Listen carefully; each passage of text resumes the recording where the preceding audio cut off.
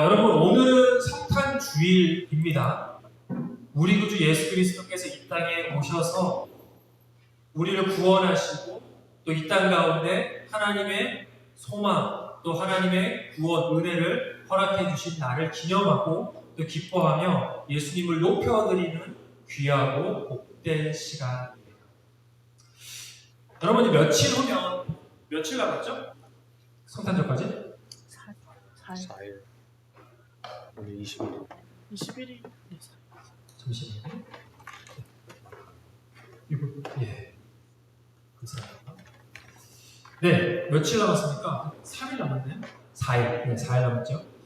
이제 며칠 후면 성탄절을 맞이할 텐데, 성탄절의 주인공은 누굴까요?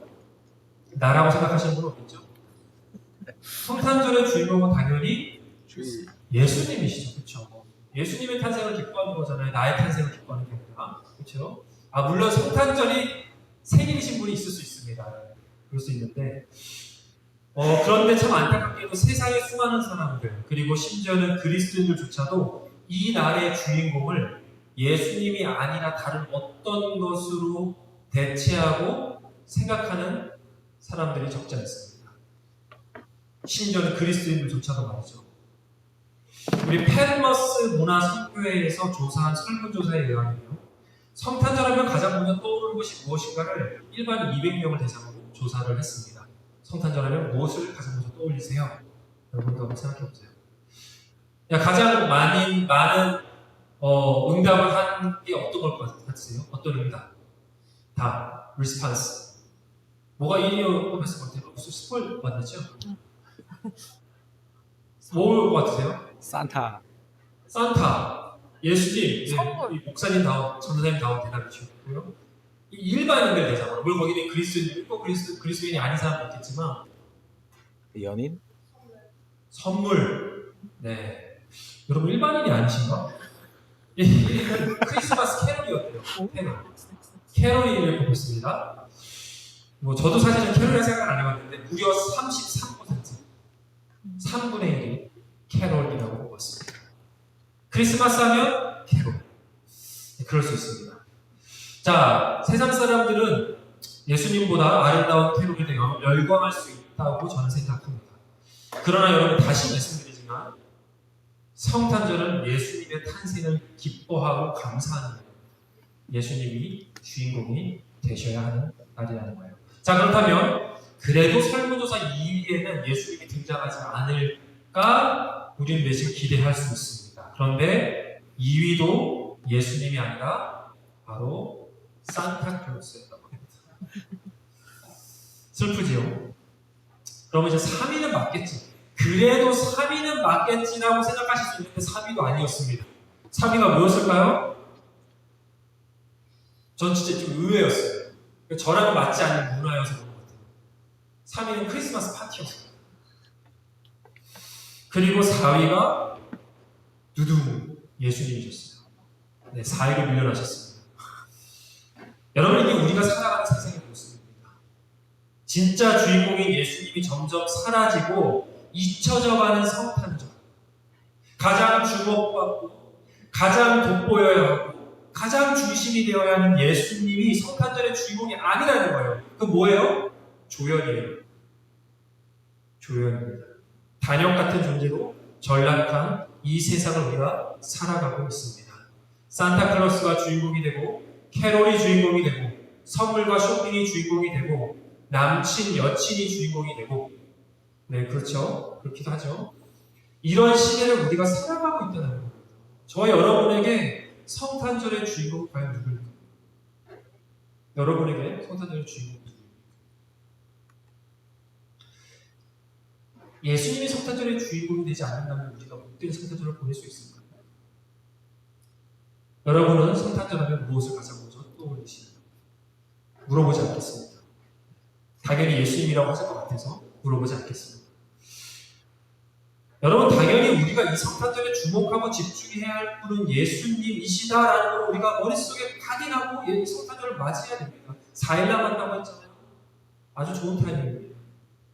그분이 우리에게 얼마나 귀하고 얼마나 소중하고 얼마나 감사한 분이신지를 우리가 생각하고 생각하고 또 생각할 때 비로소 우리의 성탄절이 정말 하나님이 기뻐하시고 또 우리에게 복 주시는 성탄절이 될 거라고 저는 믿습니다.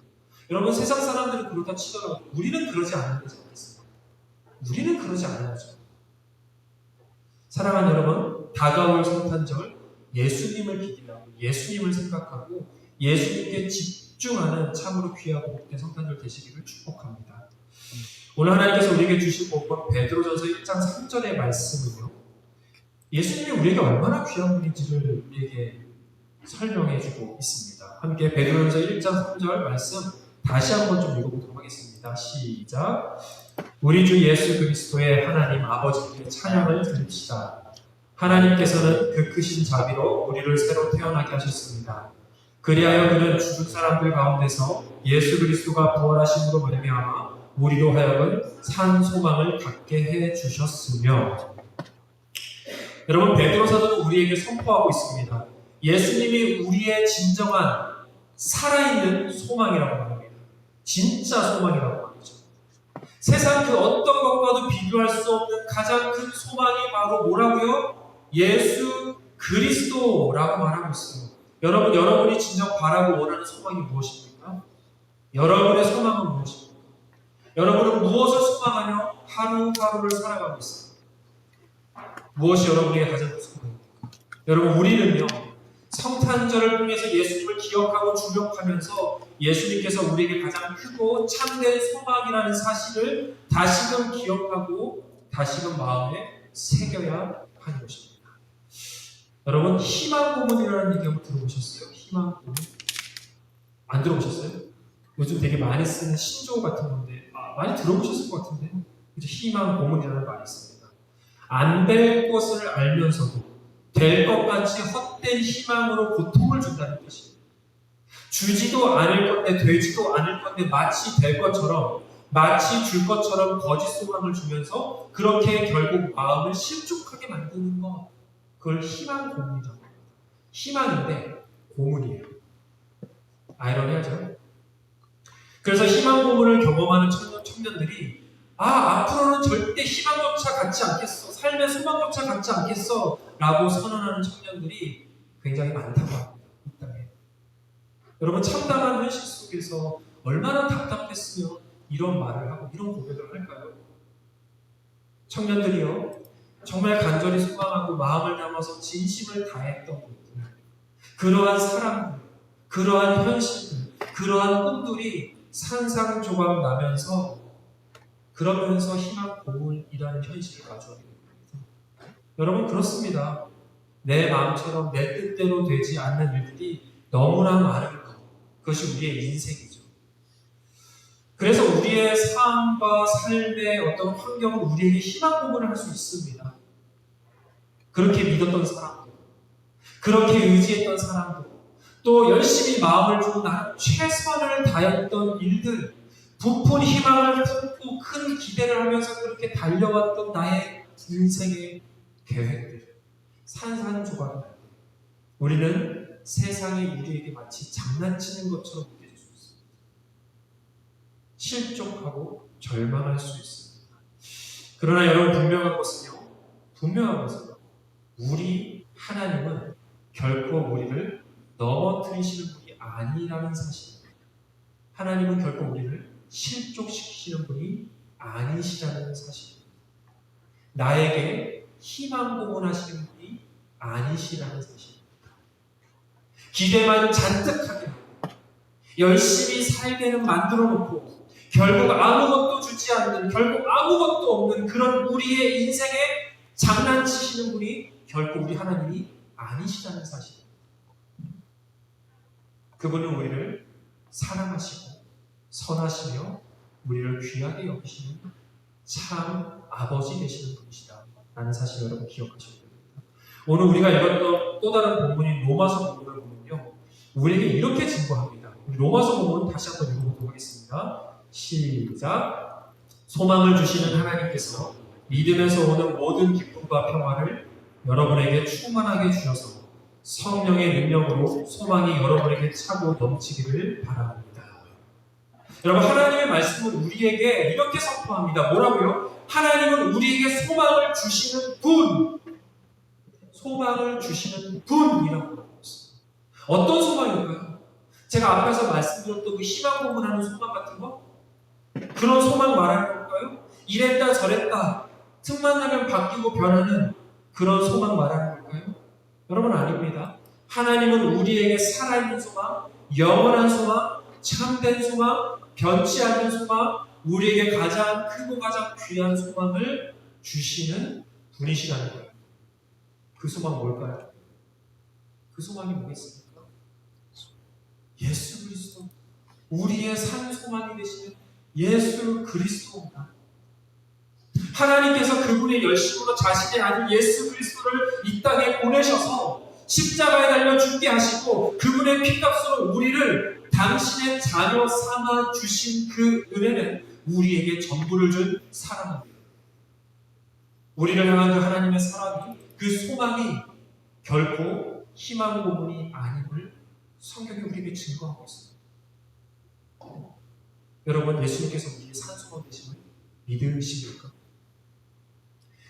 여러분 신앙에 대해서 되게 매우 부정적이고 회의적이었다가 나중에 열정적인 복음주의자로 변한 이 거듭난 리 스트로벨이라는 분이 계십니다.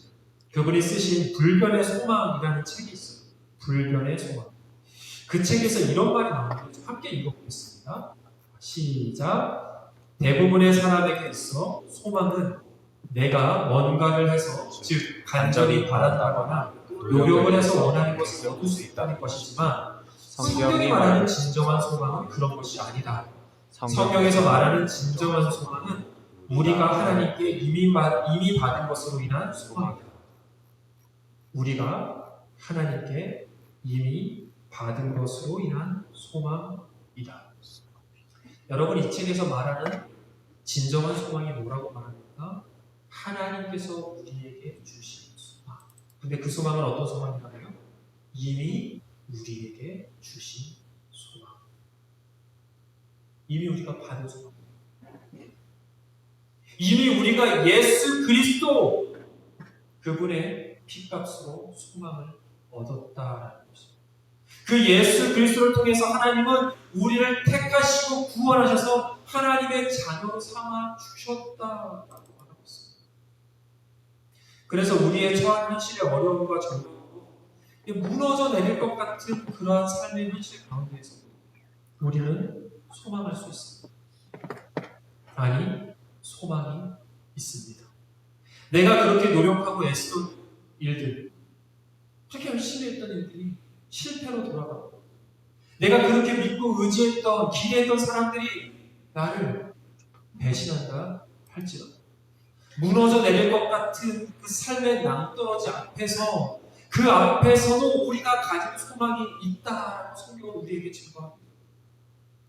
그리고 그 소망은 우리에게 가장 크고 가장 귀한 소망이고 결코 좌절되거나 누가 빼앗아갈 수 없는 소망이라고 말합니다. 누구죠?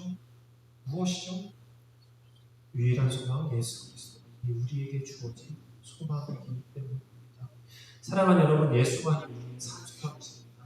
살아있는 소망 되신 예수 그리스도 안에 거하고 그분의 약속을 굳게 믿음으로 오늘도 내일도 살아가는 자들이 바로 하나님의 자녀라고 말하는 거죠.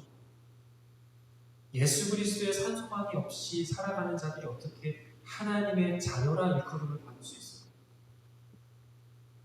그래서 모든 하나님의 자녀들이요, 환난과 핍박과 고난과 위협 속에서도 삶의 절망의 순간 가운데에서도 살아있는 산소망을 붙잡고 앞으로 터벅터벅 걸어갈 수 있는 사람들인 겁니다.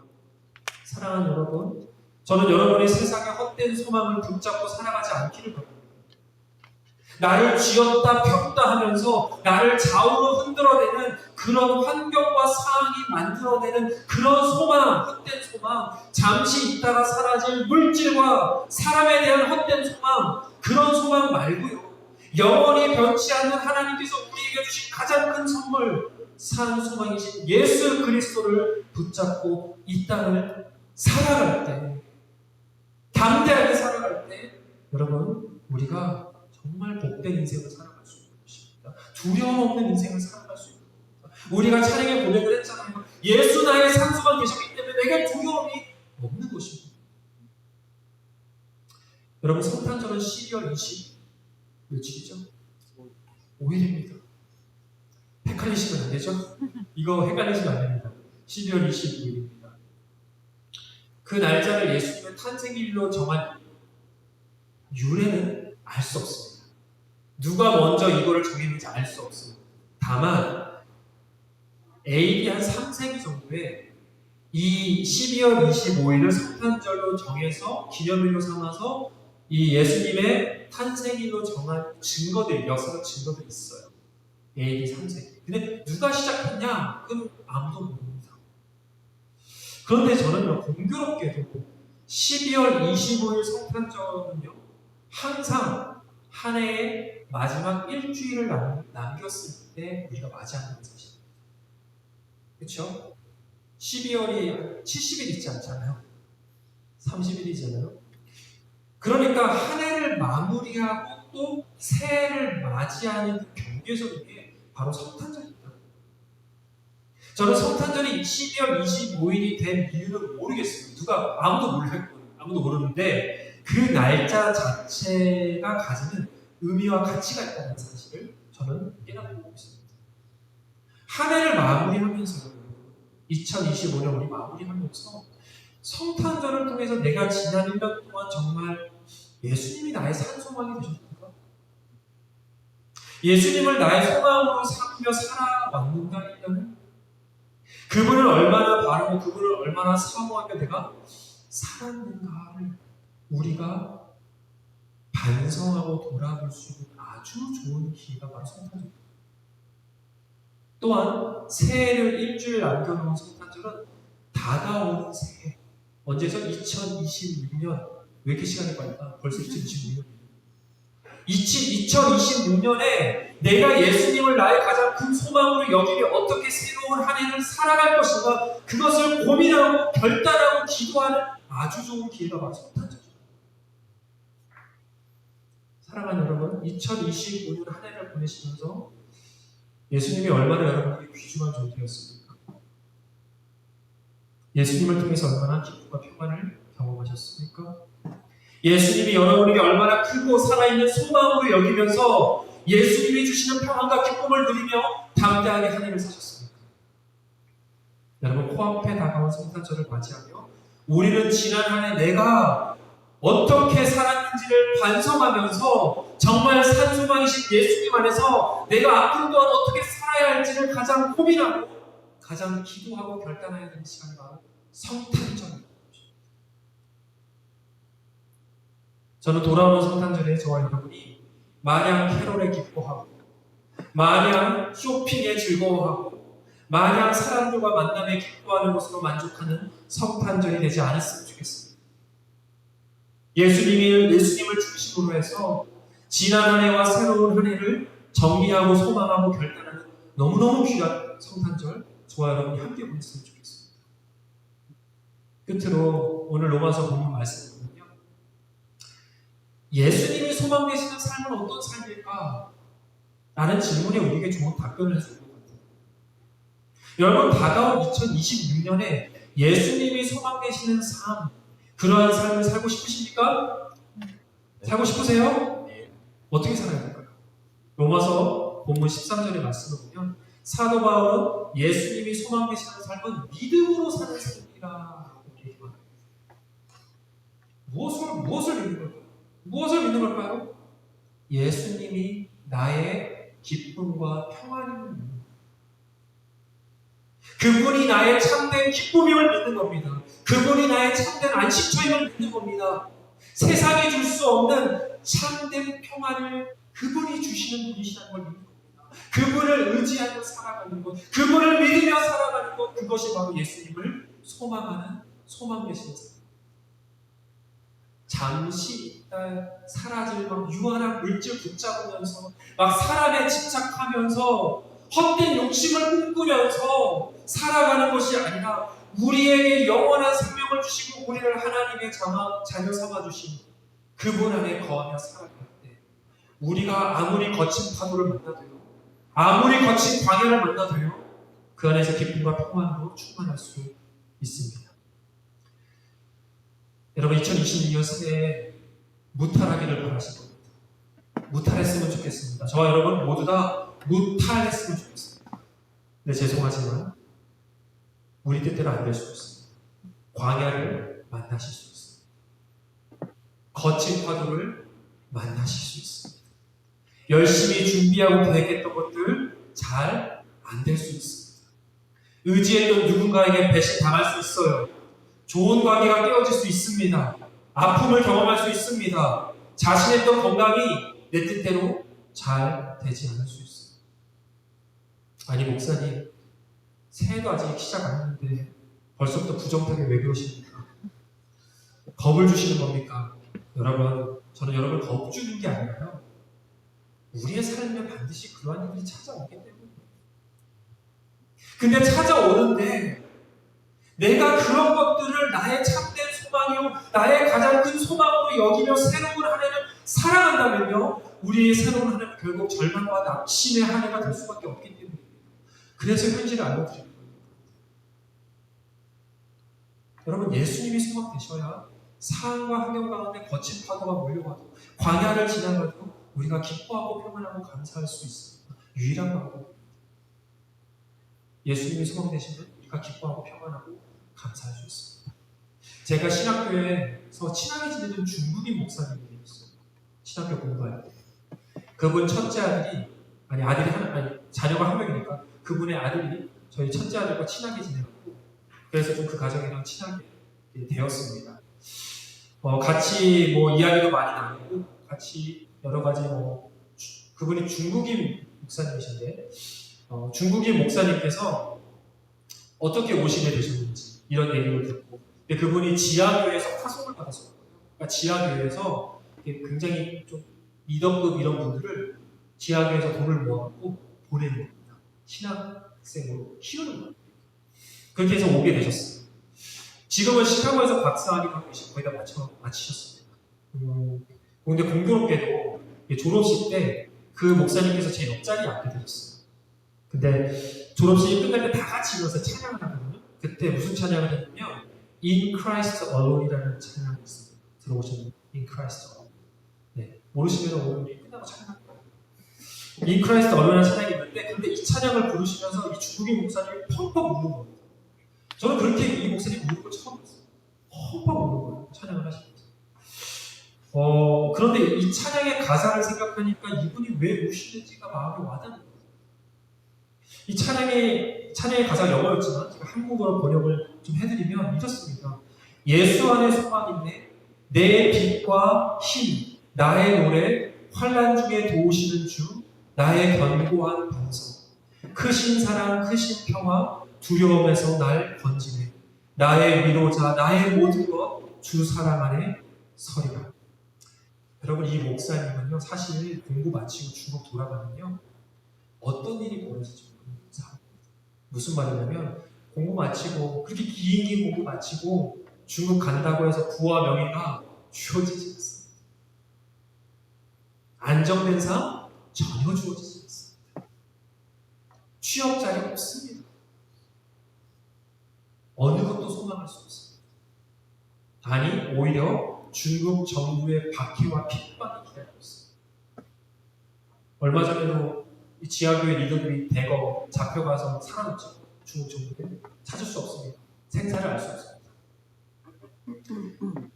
환난과 광야가 눈앞에 보이고 가족들의 안정과 자신의 앞날이 막막한 이 목사님께서 이 크라이스트 언론이라는 찬양을 부르시면서 어찌 눈물이 안 날 수가 있어요. 이 목사님은요, 정말 예수님만이 나의 소망임을 자신의 마음으로 고백하고 있어요.